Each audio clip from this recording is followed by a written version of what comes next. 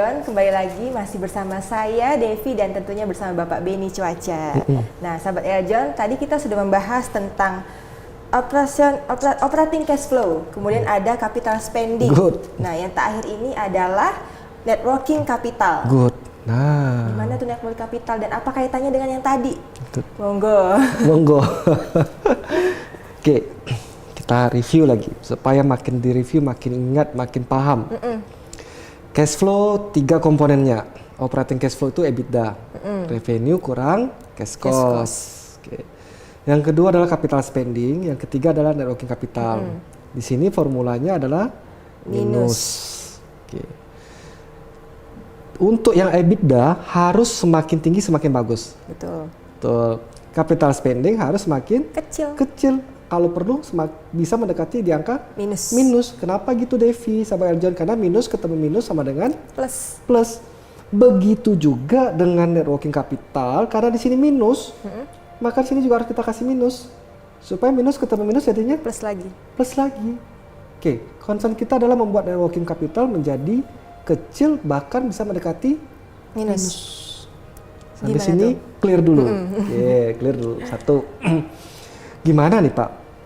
Supaya tahu caranya adalah kita harus tahu dulu cara menghitungnya net working capital. Betul.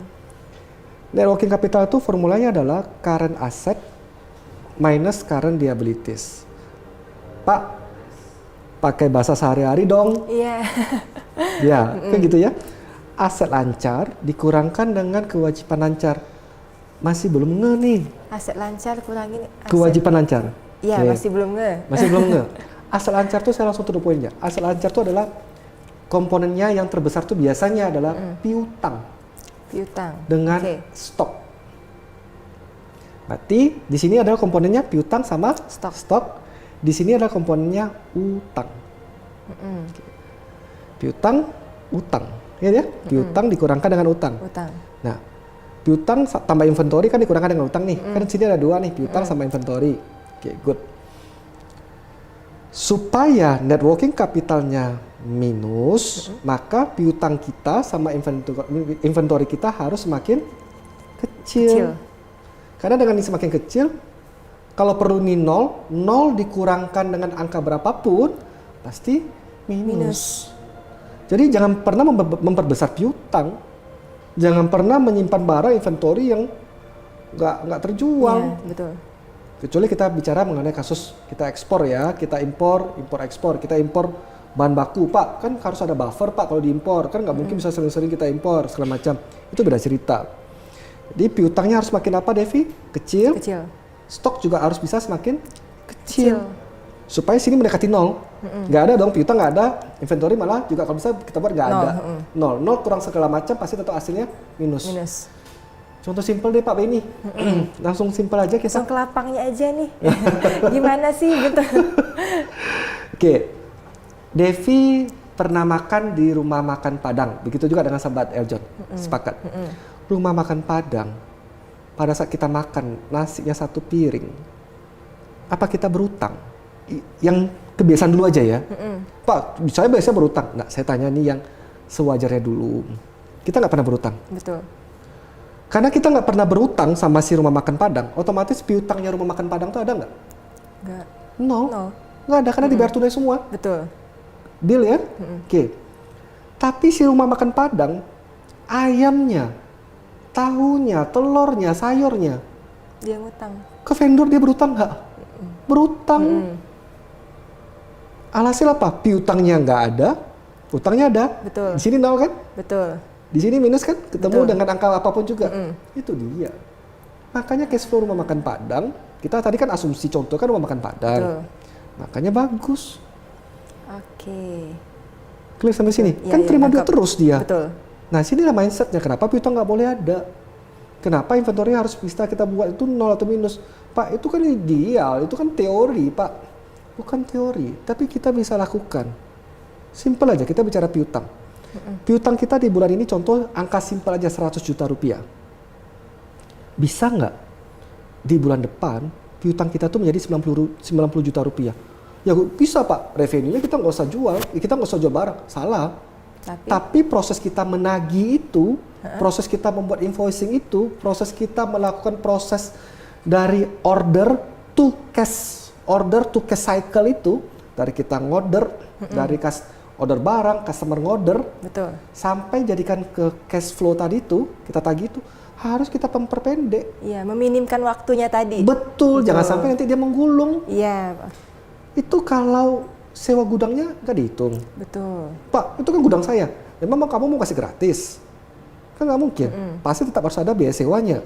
Harus ada biaya penyusutannya. Nah, kalau itu gimana Pak? Metodologi yang terjadi, yang paling bagus itu dilakukan adalah inventory ini just in time. Saat saya butuh barang tersebut, langsung datang. Langsung pakai, langsung rakit, langsung dimasak, langsung diapain. Jadi tidak perlu numpuk stok yang terlalu banyak. Nah, jadi piutang implementasinya adalah apa? Lead time proses dari order to cash cycle. Betul. Perpendek. Inventory just in time. Saya butuh, saya bisa langsung pakai. Nah, sehingga ini bisa mendekati 0. 0 dikurangin segala macam angka pun tetap hasilnya minus. Nah, kalau sudah terjadi EBITDA-nya, operating cash flow-nya tinggi, marginnya besar, capital spending-nya mendekati minus, net working capital juga mendekati minus. Cash flow kira-kira, cash flow kita positif atau enggak sekarang? Positif.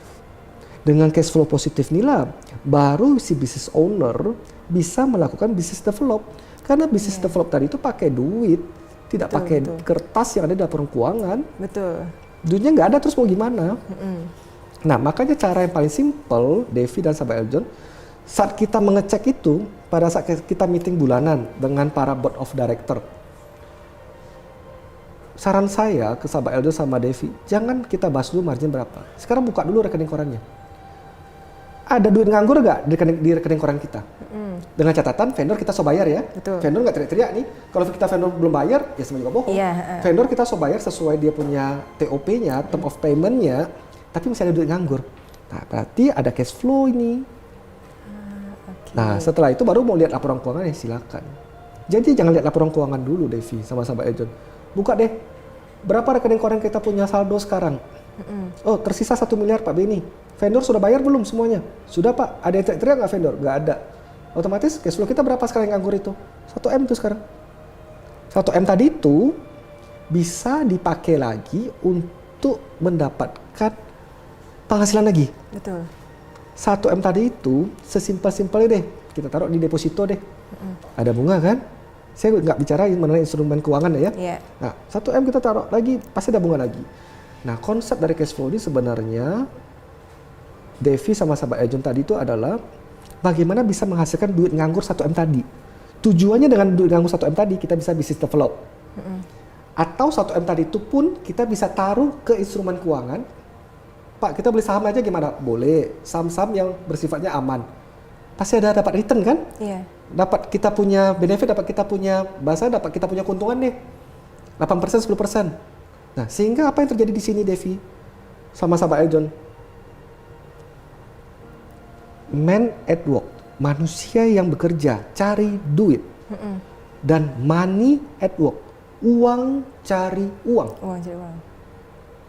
Uang cari uang tadi itu adalah 1 M tadi, kita taruh di investasi apa?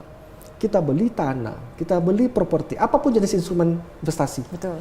Sehingga returnnya double. Kita dapetin cash flow di sini yang berlebih, manusia yang bekerja kan kita bekerja nih cari duit nih. Ada jual barang, tekan cost, dapetin margin di sini, man at work. Di sini adalah money at work.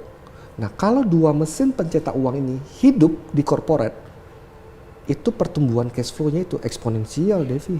Ya, menaik. Langsung seketika naik tuh. Nah, ini tugas kita, tugas daripada direktur keuangan untuk bisa melakukan memanage free cash flow tadi. Nah, kalau nggak bisa memanage ini, ya udah semua umur kita berutang terus sama bank. Iya. Kan minus. Betul. Terus minus jalani operasional pakai apa? Kita butuh darah. Betul. Terus caranya gimana? Ya, transfusi darah. Transfusi darah tinggal pilih 2. Owners store modal tambahan atau saya pinjam duit dari bank. Dari pinjam duit dari bank memang gratis. Betul. Pakai bunga. Betul. Nah, sesimpel ini konsep daripada cash flow. Iya. Tapi kedengarannya simple sih Pak, cuman prosesnya agak lumayan panjang, betul kan sahabat Eljon? Kalau cash flow ini bisa nggak dipakai ketika untuk misalnya invest saham? Bisa. Sama, caranya juga sama? Sama. Jadi pokoknya create dulu yang namanya free cash flow. Ambil dulu dari cash flow yang kita puterin tadi ini, ada yang duit nganggur. Setelah duit nganggur tadi inilah baru Devi selaku business owner atau sahabat Eljon selaku business owner mau develop bisnis apapun bisa. Jadi duit nganggur itu dimasukin ke sana. Nah, untuk perhitungan Pak saham mana yang bagus, instrumen keuangan yang mana yang bagus, kita memang nggak bahas di sesi ini, ya. Tapi poin terpentingnya adalah menghasilkan duit ini dulu, duit nganggur ini dulu. Betul sekali. Nah, ini concernnya ke sini, jangan sampai kita nggak tahu cara formulanya, cuma ngomong margin gue ada kok 20%, 30%. Sekarang saya tanya, duitnya ada nggak? Iya, betul. Vendor teriak nggak? Teriak Pak Beni. Berarti cash flow sehat nggak? Enggak. Setiap kali pembayaran vendor lu pusing kan? Betul. Nah, untuk apa lu berbisnis? Betul. Jadi sahabat Eljon harus dicamkan nih bahwa bijak memilih aset yang pertama. Yang kedua, paham cara perhitungan cash flow. Good. Karena kalau dua itu goyah ya sia-sia. Good. Seru sekali sahabat Eljon perbincangan saya dengan Bapak Beni Cuaca selaku Vice President Director and Productivity and Performance Consulting. Oke, sahabat Eljon, untuk sahabat Eljon yang masih penasaran dan butuh informasi seputar dunia bisnis, tetap saksikan Indonesia Business Forum hanya di Eljon TV.